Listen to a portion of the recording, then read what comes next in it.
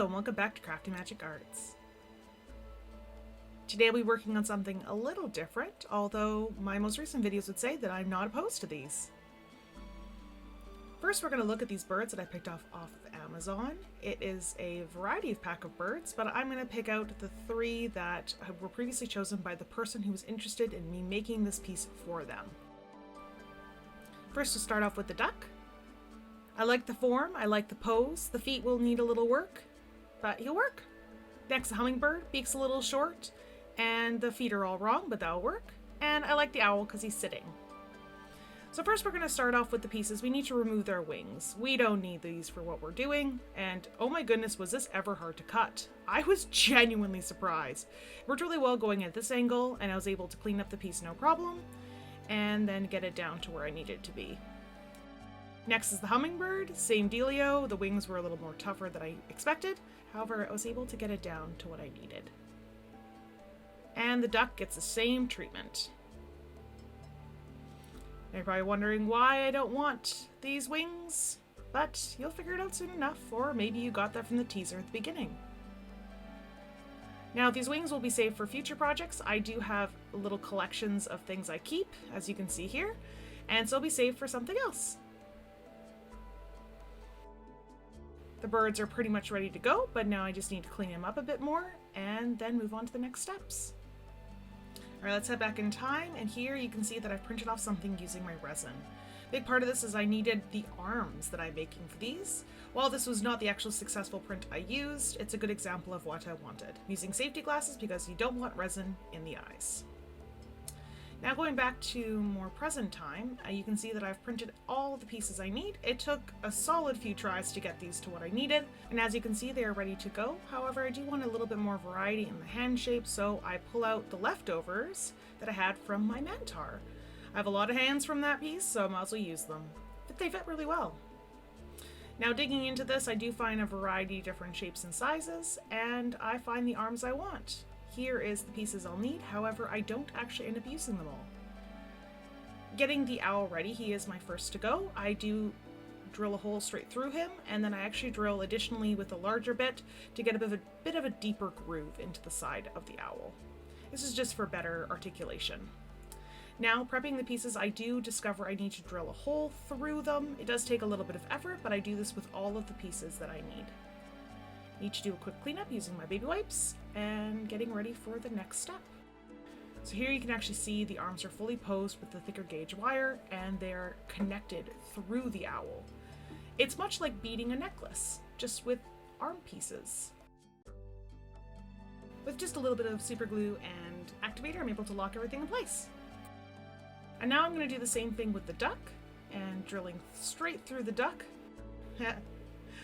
And then moving on to the hummingbird. As you have likely surmised, I'm giving these birds human arms, as the popular meme goes, with all the goofy arms on the goofy birds.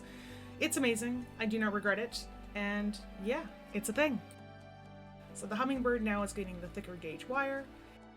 However, before moving on, I'm actually going to prep these pieces a little bit more. It was discovered I didn't need the pieces that were actually on the end for proper articulation, like the connector pieces. If you were to make a proper doll, it would be fantastic, it'd be perfect, but I just really needed the shape of the arms, like the musculature, so I just made them work for what I needed. I removed the elbow, I removed the shoulder, I just really used the upper arm, lower arm, and then I connected them to the birds. I do find on the duck that I do have to add beads to make the length seem correct. If I were to have the proper pieces in between, it wouldn't have been a big deal. But I do end up using the beads just to extend the length of the arms. Much like I did the owl, I'm going to add some super glue into all the joints, or all the pieces, to make sure they don't move.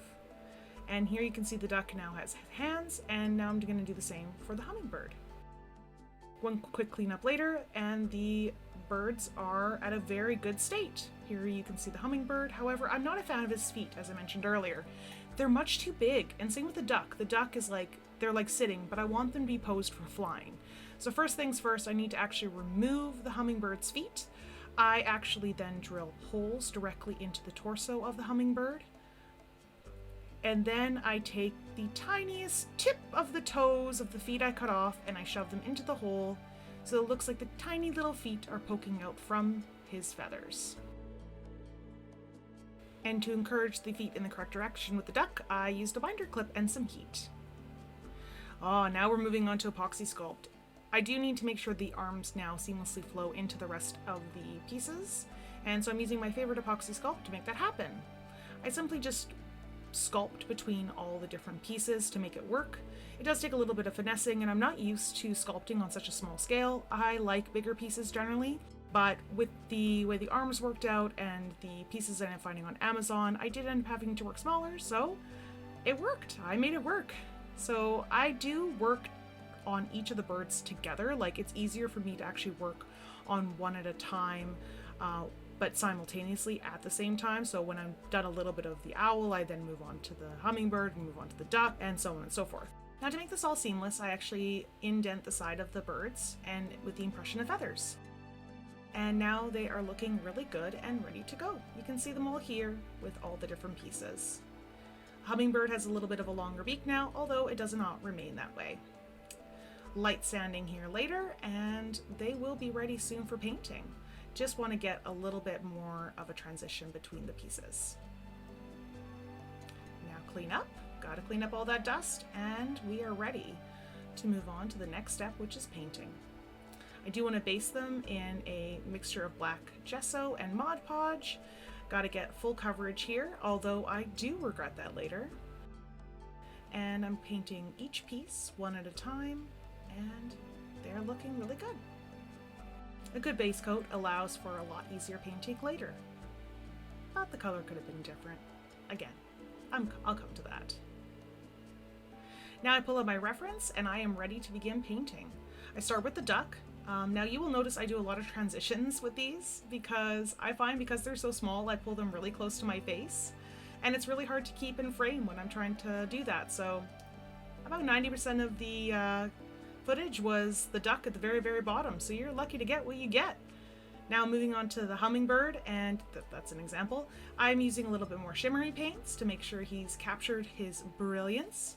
And then the owl. Now, I'm painting the owl white, and that is why I regret black. I mean, if you're going to paint a piece white, base it with white. Don't start with black and then try to go back to white. I do have good paints for this, but still. So, the keen observer would have noticed this owl at the beginning was actually a horned owl. I shaved off his little horns and made him into a snowy owl because the person I'm making this for absolutely loves Harry Potter. That will come into play later.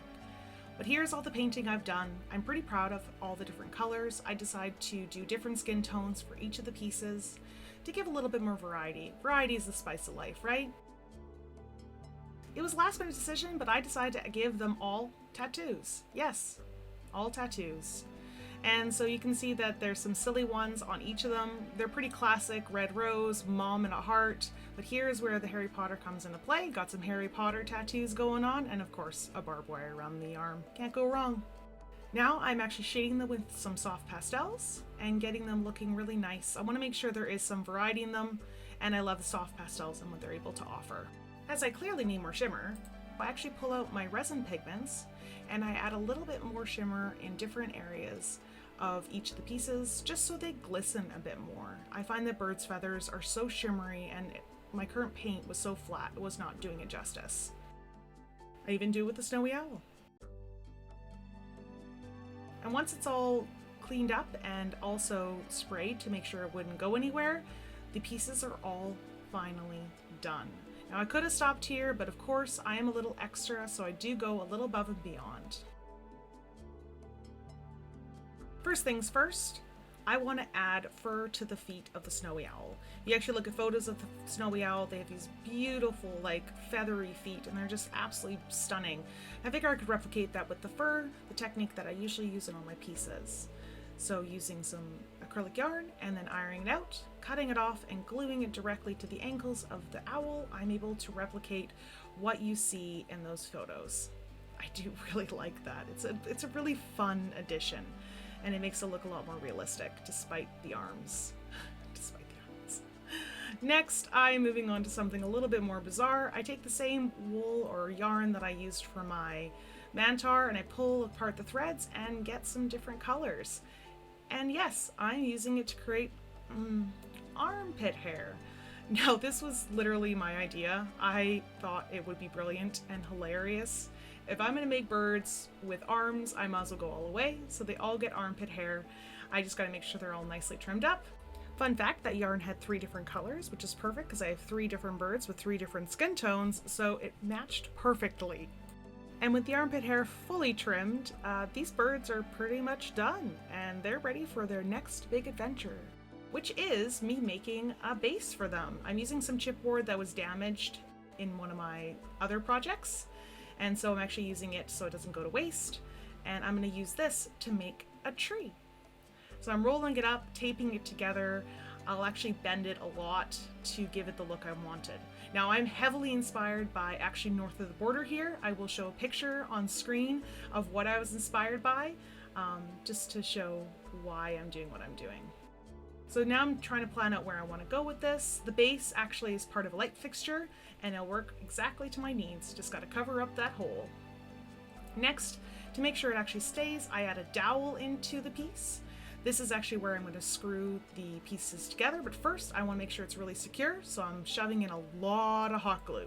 Like, I mean a lot. I think I used 5 sticks. I'm probably over-exaggerating a little bit, but I filled up this thing to make sure it was super sturdy, as well as the base there.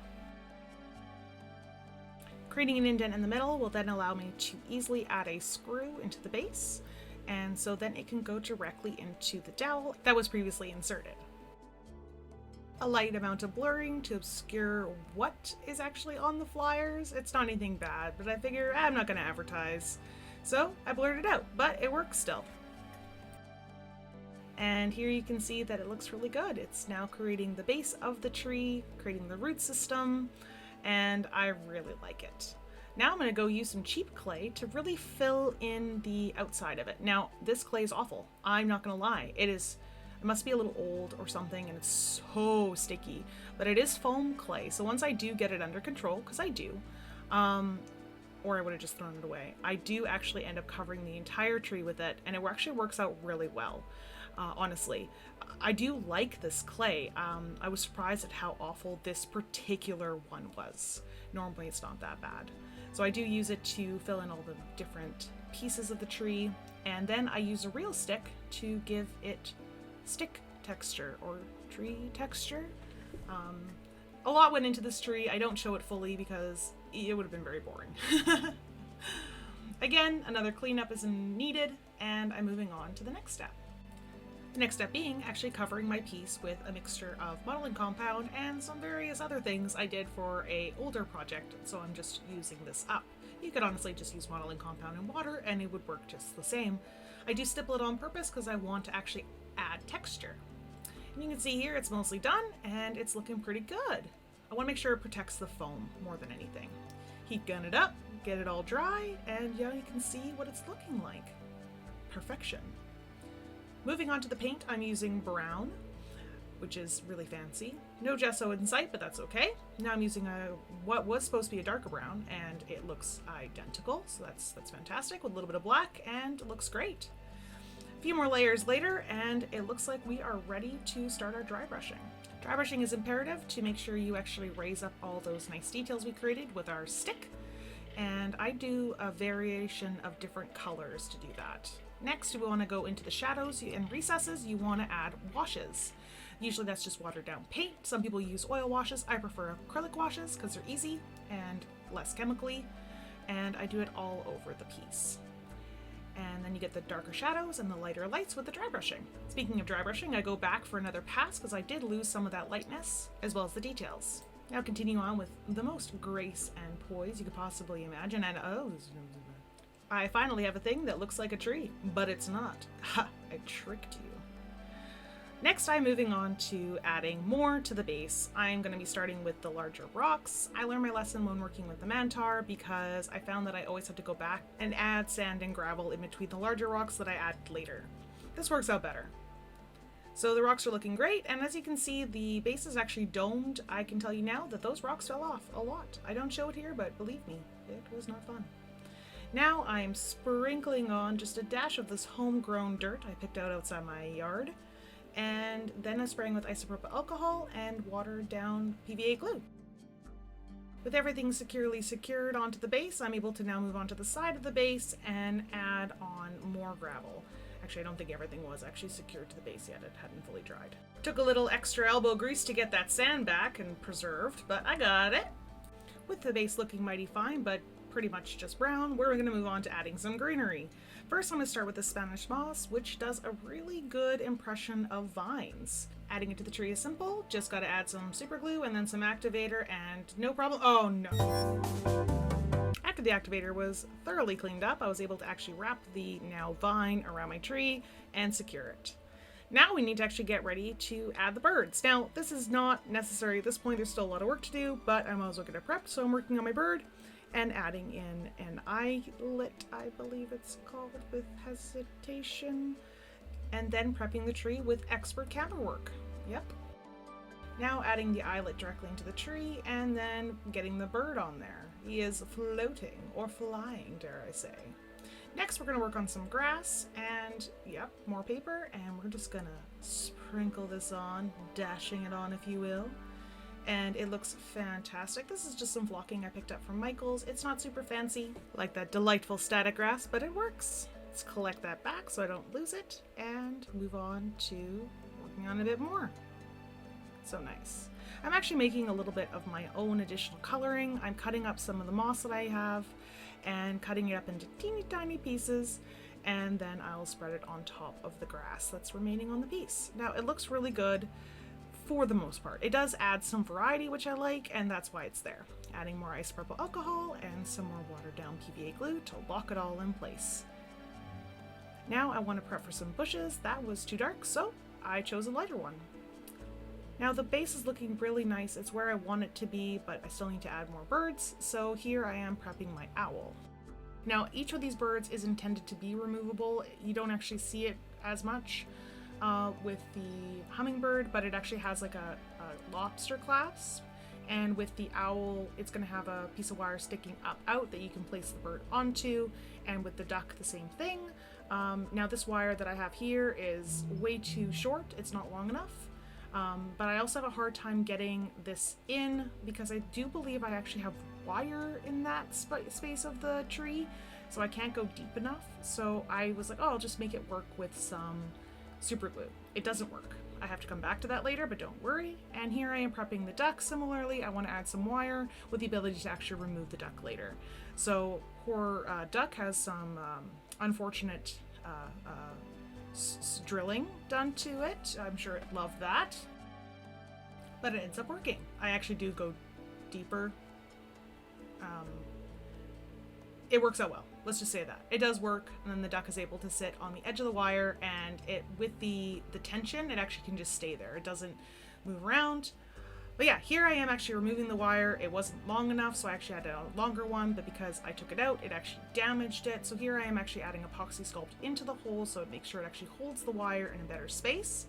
Then I think to myself, okay, while I'm at it, I might as well test it with the bird, and this actually gets perfect feet placement, so you can actually see it's kind of crushed in there. And then I decide I might also use it to on the other wire and make it kind of look like a tiny stub of a branch. Of course, this was done after everything was perfectly painted, so I have to now go back and try to replicate everything. I think I did a pretty good job. It isn't that noticeable. I did have all my paint still available, so it worked. After having the base nearly complete, I decided to add on to it. So I went online and I found some 3D prints that would work perfectly for my needs. I found gym-related items. So that included some dumbbells, some barbells. I think their names work. I also found a soccer ball that I turn into a medicine ball. They come off really well, and then I cure them and they're ready to be painted. So the reason I did this is mainly so we were able to show that they were kind of gym bro birds, or I like to call them Birbs. So that was awesome. I do use some tweezers here to hold everything because they're so small, and I'm actually able to keep them in frame because I do that. I should have done that maybe with my Birbs.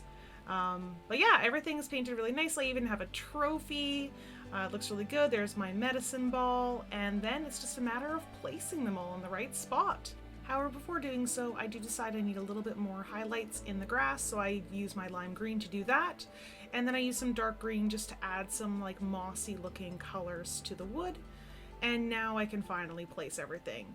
It's a mixture between super glue and hot glue to put everything where it needs to be. More color is needed, so I add little towels. And with the towels, the Birbs and their jungle gym is now officially complete. And that is it. My Birbs are done. I'm pretty proud of these. This was actually directly inspired by the making of the Mantar. A friend of mine was like, oh my gosh, can you make birds with arms? And I was like, yeah. And I did. It was a lot of fun. So I actually made it for them to give to their wife, who absolutely adores these. I'll post the actual picture that initially inspired this whole situation on the screen real quick here. But I'm personally very proud with how this all came together.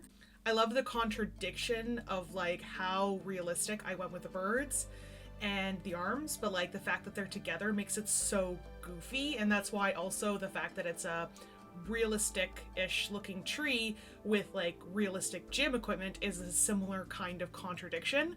So yeah, I hope you liked this video. Please like, share, comment, and subscribe if you did enjoy this content, and believe me, there will be another weird one in the future. Thanks! Bye!